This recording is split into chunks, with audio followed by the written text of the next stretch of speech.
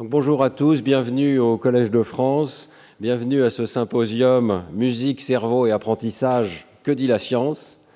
À l'heure où certains prétendent booster nos cerveaux avec des puces électroniques, il est important de rappeler que nos cerveaux sont déjà augmentés par des outils culturels très divers, l'invention de l'alphabet, par exemple, qui m'a beaucoup intéressé personnellement, mais aussi l'invention d'outils, comme des outils mathématiques, et parmi ces outils, il y a aussi les outils musicaux. Et l'invention de la musique, la création musicale, est un outil culturel, une invention culturelle dont nous allons examiner aujourd'hui l'impact sur notre cerveau, l'impact sur le cerveau en développement des enfants. Nous sommes très heureux, avec Emmanuel Bigand, de co-organiser ce colloque avec la Fondation Vareille, dont vous entendrez parler cette journée, notamment cet après-midi. La Fondation Vareille qui donne des milliers de violons et un programme d'éducation à la musique dans le nord de Paris, en particulier dans d'autres régions comme le Valais en Suisse et encore beaucoup d'autres endroits, dans l'espoir d'aider les enfants, de leur donner d'abord évidemment ce qu'apporte la musique en soi, mais aussi peut-être de changer leur trajectoire scolaire, d'améliorer leur éducation, leur coopération, leur attention, leur persistance. On va discuter de tous ces impacts potentiels de la musique sur les trajectoires développementales et éducatives des enfants aujourd'hui.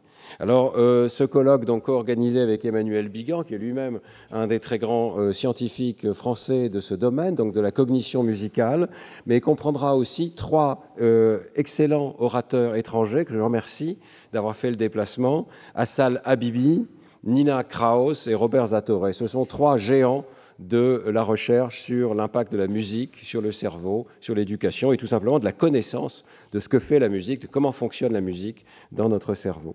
Nous aurons aussi la chance d'écouter des musiciens talentueux. 4 musiciens talentueux sont autour de nous aujourd'hui, soit en présence, soit par la pensée. Carole Beffa, Alexandra Konunova, Teddy Papavrami et Zhang Zhang. Et puis, nous aurons une table ronde à la fin de la journée avec de nombreux orateurs, dont nous espérons la présence de Jean-Michel Blanquer, ancien ministre de l'Éducation nationale, et qui participera donc à cette discussion pour, à la fin de la journée, voir de quelle manière nos systèmes éducatifs peuvent s'appuyer sur l'éducation musicale pour se développer. Alors, tout de suite, donc, nous entrons dans ce colloque avec... quand même, je dois dire encore un petit mot, pardonnez-moi, pour vous dire que ce colloque est co-organisé avec une action que nous développons au Collège de France qui s'appelle « Agir pour l'éducation », un enjeu scientifique pour la société. C'est une grande action qui est menée par le Collège de France avec le soutien de plusieurs de ses mécènes et la Fondation du Collège de France, et dont l'objectif précisément est de tenter d'aider par des moyens scientifiques, par tous les moyens dont dispose le Collège de France, à mieux comprendre et aider le système éducatif. Nous avons toute une série d'actions qui sont menées par des professeurs du Collège de France que vous pouvez découvrir ici, notamment l'action Excello que je mène avec le développement d'outils issus des sciences cognitives pour la lecture et les mathématiques, le campus de l'innovation pour les lycées mené par le professeur Philippe Aguillon qui essaye de développer les connaissances en sciences économiques et sociales, en particulier maintenant en sciences de la vie et de la terre, Matadata et Mathc2+, par le professeur Stéphane Mala, qui améliore l'enseignement des mathématiques et notamment la science des données et développe des concours de sciences des données. C'est très intéressant, mais aussi propose des stages auprès des chercheurs. Diagnostiquer pour agir, le programme de Pierre-Michel Menger pour comprendre les trajectoires scolaires et notamment en mathématiques et pourquoi certains décrochent tandis que d'autres atteignent l'élite des mathématiques, ce qui est toujours le cas en France, fort heureusement. Et puis, rhétorique dans les lycées par les professeurs Jean-Luc Fournet et William Marx, qui font appel à la rhétorique et au théâtre pour aider les élèves à développer l'empathie et l'esprit critique. Ce sont donc 5 grands programmes de recherche. Il y en aura peut-être d'autres par la suite. Et aussi des cycles de conférences, dont celle-ci fait partie, mais notamment chaque année, un cycle de conférences avec une série de professeurs invités qui font le point sur des sujets liés à l'éducation.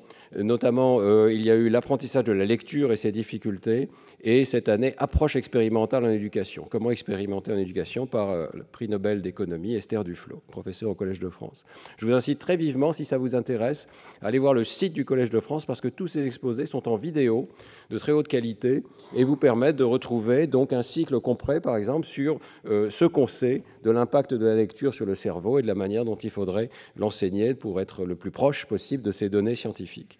Voilà. Il y a beaucoup d'autres actions qui sont menées dans le cadre d'Agir pour l'éducation et aujourd'hui le colloque auquel nous sommes donc associés. Alors tout de suite, sans plus attendre, nous allons entrer en musique dans le thème de la journée avec la conférence-concert inaugurale d'Emmanuel Bigan et de ses amis du Rolling Street Quartet, lorsque la musique fait swinger les neurones. Emmanuel. Merci Stanislas.